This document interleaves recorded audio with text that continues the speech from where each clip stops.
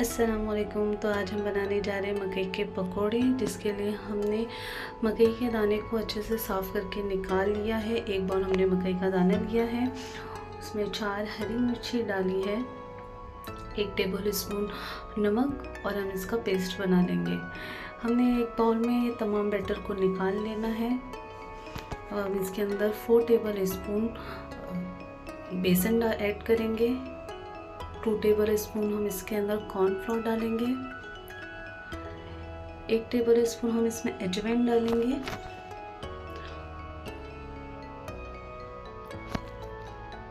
और 1 table spoon हम red chilli flakes डालेंगे। 2 बारीक कटी हुई हमें अनियन इसमें ऐड की है। अब हम इसके अंदर डालेंगे बारीक कटे हुए धनिया की पत्ती।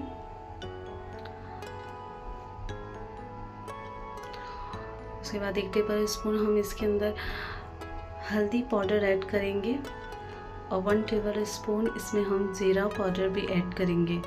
तमाम मसालों को डाल लेने के बाद हम इसका अच्छा सा फाइन सा पेस्ट बना लें। आप तमाम बैटर को अच्छे से मिक्स कर लें।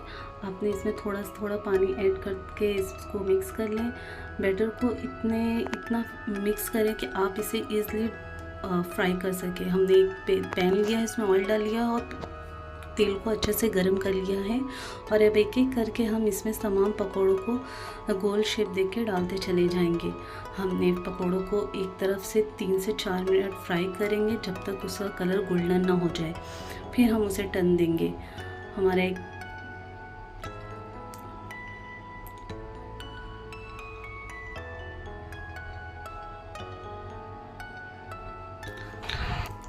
आपने पकौड़ों को 3-3 मिनट दोनों तरफ से गोल्डन फ्राई होने तक के फ्राई करना है। फ्लेम को हाई रखना है।